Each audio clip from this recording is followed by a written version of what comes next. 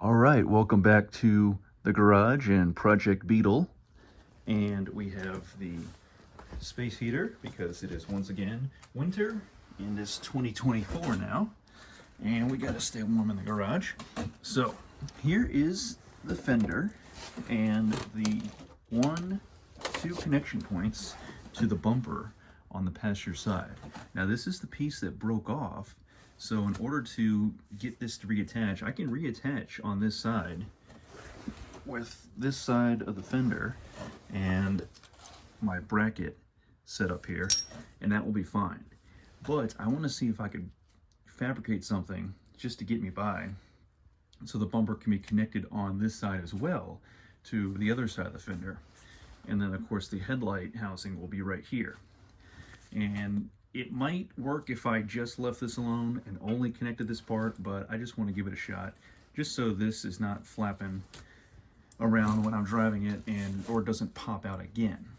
So what I have here, this is just laid on top of there. This is part of the bumper, but this piece actually broke off under the previous owner. So my plan here is I have these two pieces of flat 16-inch steel plate at the shop. And I have this laid out with my 3 holes. I took this piece of the shot with me and laid everything out, drilled the holes in the same spot. And what I'm going to do is I'm going to actually attach this here. And I bent the piece at a 90-degree angle because I'm going to drill through this piece in two places and through the bumper. And I will attach these screws I found. They have a very flat head. And I'll paint the face of them red so they'll hopefully blend in or in somewhere on this area right here. And then they'll go through the bumper, through the steel plate, and I'll put a flat washer and then a nylon locking nut on the end. It'll hold itself in place. The bracket will be held up by 2 of those bolts, and then I'll be able to attach it to take place of this. I couldn't find a long piece of material to make this whole piece to mimic it, so I actually made 2 steel plates, not 1, but 2. And so this one is going to take place of these 2 holes. So it will go over here, but because of the way the bumper curves for the headlight housing, I had to bring these home because I knew I was going to have to cut them back, so I'll have to cut down this section so it can fit in this space and clear this. And then same thing for this piece.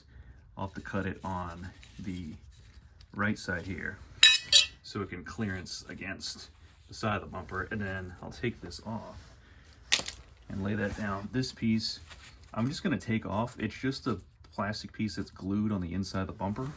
This is the rest of it that was broken off here, and it has 2 little fastener tabs to where bolts will be attached to. It's like a half of a thread or so. So this, you can see the imprint of where it sat on the bumper from the bottom up. And so if we put it there, there's actually a section missing, which I can't find. It just broke off, must have fell out of the car.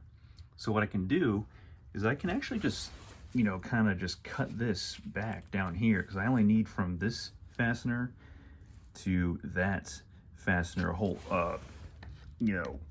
attachment. So I'll actually just glue it there. And I was thinking to myself, I did a test fit. Instead of glue, I might just use this Velcro. So it's 2 mating Velcro pieces, and then you have tape on the back, and the tape is real sticky. The reason I know that is because I tested it out. So when I took the bumper and fender off, this piece stayed on. It's still, the tape is still, or the sticky stuff is still sticky. But this piece just flopped out. And I was like, okay, so I'm gonna have to find a way to glue that back on, because it goes in this area here, right below the pull tab for the hood latch. So what do you know? I Velcroed it on. So I have the 2 pieces, sticky side tape on the back. I cleaned this area, wiped it down real well, and then I just pushed on each of the 2 Velcro pieces, and then the mating Velcro pieces are sitting on the back side of this little styrofoam piece. And it had some residue left over, so I scraped that off so I could have a nice flat surface to adhere these Velcro pieces too. And then I just lined it up and just kind of stuck it right back on there. So that, it seems to be a pretty good solution. It's holding real well. So I'm going to try it here with this setup, because all this piece does, it just holds this side of the bumper to the attachments on the car. These you see all these studs that are sticking out. So we will give that a shot. If this doesn't work long term, then I will try the glue. And then on the fender, on the inside of the fender, you have these locations, 1, 2, and 3, where these, the adhesive, you know, got so dried out with age that they just fell off when I took off the fender. So I'm going to try the same thing, clean this face up, clean that area up, and then try out the Velcro there. So what a find in the garage. We'll try that out. These are the pieces I fabricated, and then this piece, it's got a little bit of surface rust, so if I'm really feeling like going above and beyond, I will clean this up at the shop and repaint it with a fresh coat of black paint. This one too, if I absolutely feel like it, although this one does not look as bad. And then we will be able to reassemble the bumper to the fenders and then put our wheel liners in, and then that will be set. But first, so that is the cosmetic portion, which is necessary to get this thing back on the road. And once I do that, tomorrow I'm going to get a new battery, because the old battery, I've jumped it so many times and it is really on its last leg right there. So I'll just bring that with me to the parts store to get an exact replacement, and then I can finally crank everything up once I put it all back together in the engine bay here, and then check for leaks on my vacuum pump that I installed with new gaskets. And then other than that, I'll just have to get a fresh state inspection, and then emissions, which you can't see because the bumper's off. And that will be it, just to get Project Beetle up and running and on the road. And then there'll be a few more odds and ends coming after that. So thank you for watching, and I will give you an update with the bumper on, with all my fixes at the end of this, or in the next clip, so stay tuned. Alright, so right now, those metal pieces that you saw earlier in the video, they are at the shop. I painted them and they're drying. So while they're drying, I went to Costco, got a new battery. Okay, back to the fender, back to the bumper. And as we know, this piece on the bumper had broken off. So my fix, as you can see, part 1 of 4 that I'll be doing. So this one here is just a very flathead bolt. And if I take you to the other side, break on through to the other side, this plate I have at a 90-degree angle with the holes, or I actually ended up doing slots so I could push the plate further up to the inside of the bumper. And then I bolted both angle pieces I made to the fasteners that hold the fender to the bumper, and then I lined it up as best I could and drilled my first hole and tightened it. So that bolt coming through, I put a flat and a nylon locking nut. And I have that tight, and now that it's lined up there, I can hold everything else in place and then do my other 3 holes. And then this, right now, this is nice and flush with each other. So going back together, it should work. So I'm excited that it's finally, we're having a breakthrough here, getting towards the end of the tunnel. And here's the finished product.